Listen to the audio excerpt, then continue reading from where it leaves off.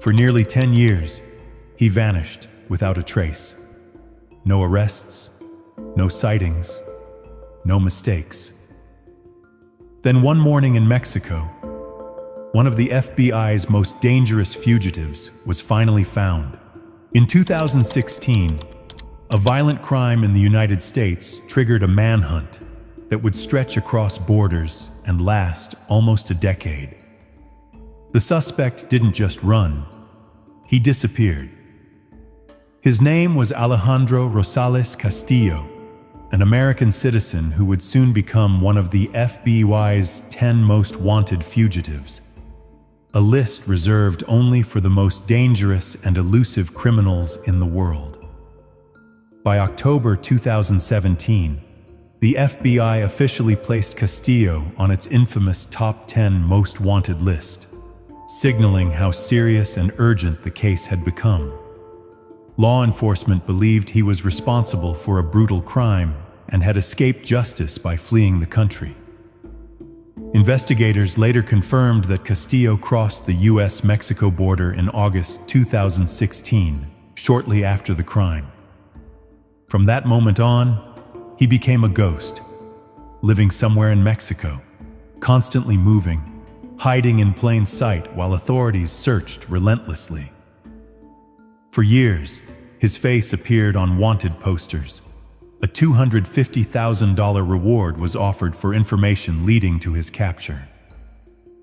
Tips came in from across the world, but Castillo remained free until January 16, 2026. That day, Mexican security forces, working in close coordination with the FBI and Interpol, launched a targeted operation in Pachuca, Hidalgo, a city far removed from the crime scene that started it all. Castillo was quietly located, identified, and arrested.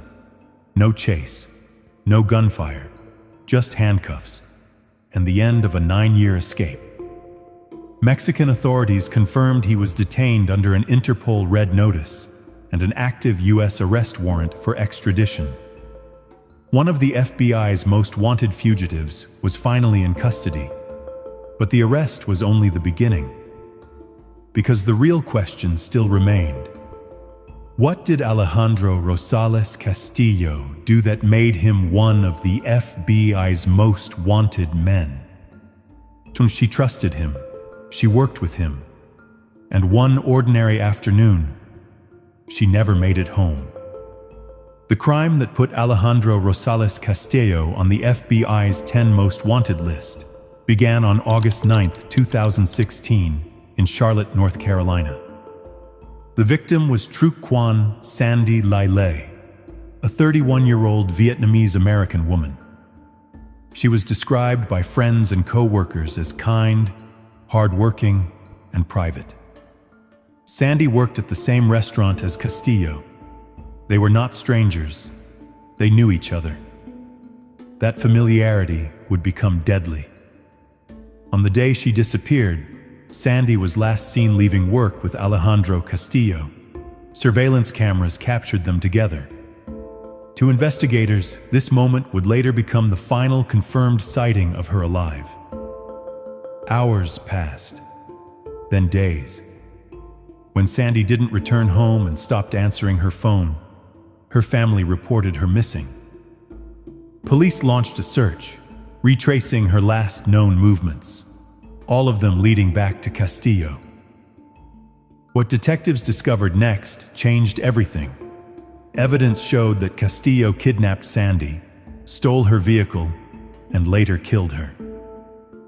Her body was eventually found, confirming investigators' worst fears. The case quickly escalated from a missing person investigation into a first-degree murder case.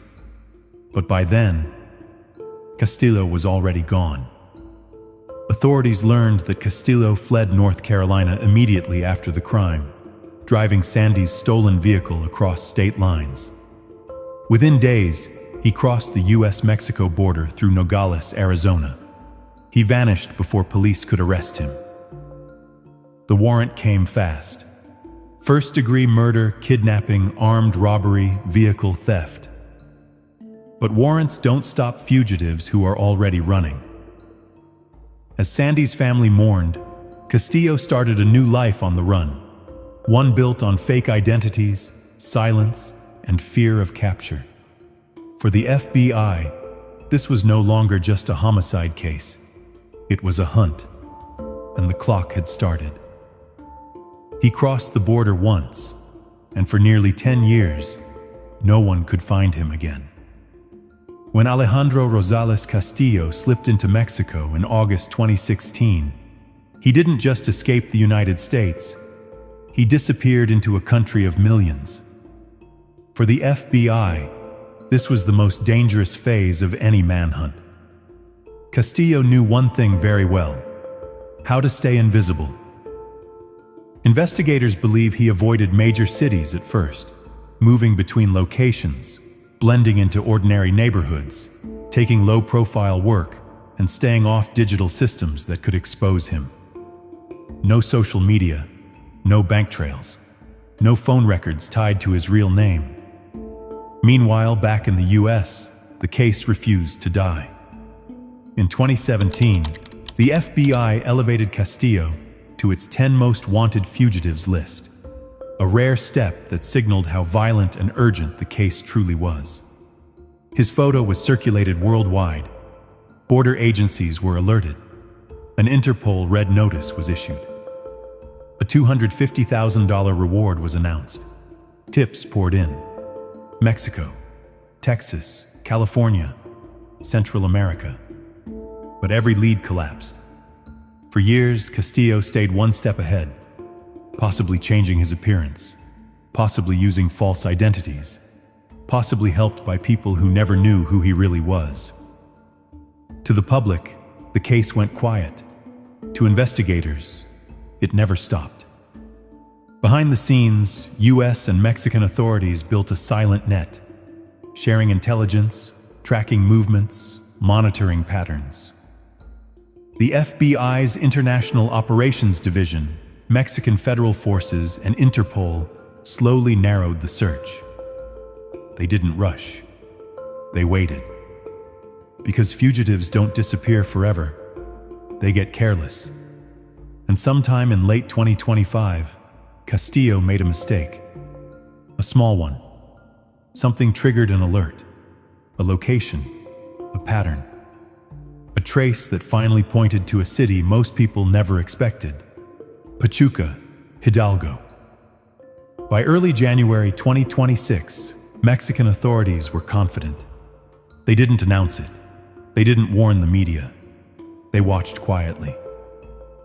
Then, on January 16th, 2026, the ghost was no longer invisible. Mexican security forces moved in. Alejandro Rosales Castillo was identified, surrounded, and arrested without incident, ending nearly a decade of life on the run.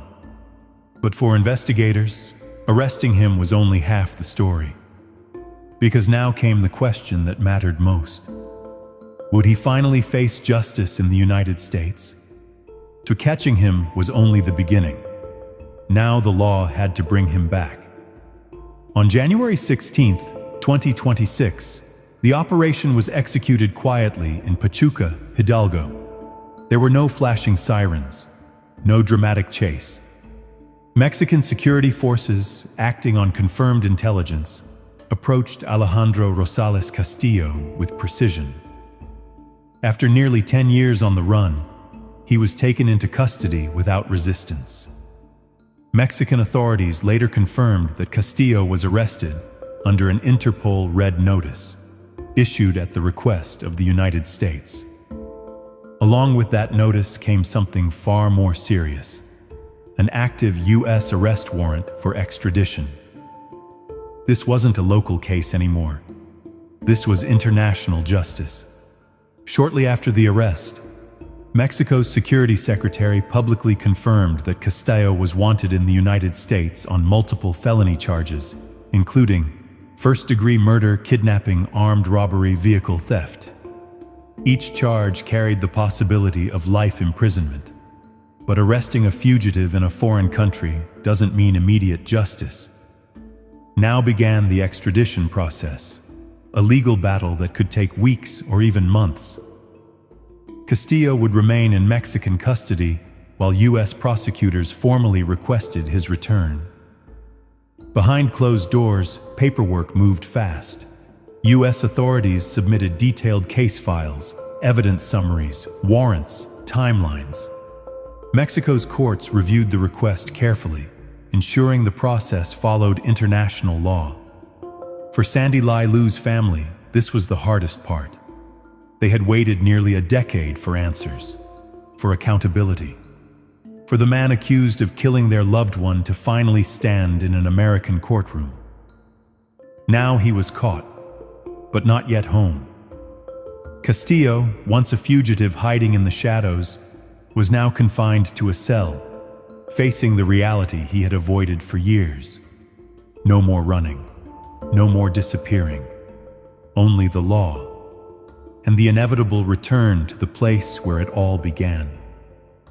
You can run for years, but justice never forgets. With Alejandro Rosales Castillo now in custody, the long hunt was finally over, but the real reckoning was just beginning. Once extradited to the United States, Castillo will face the charges that followed him across borders for nearly a decade. Prosecutors in North Carolina are prepared to bring him into court for first-degree murder, kidnapping, armed robbery, vehicle theft. If convicted, Castillo could spend the rest of his life in prison,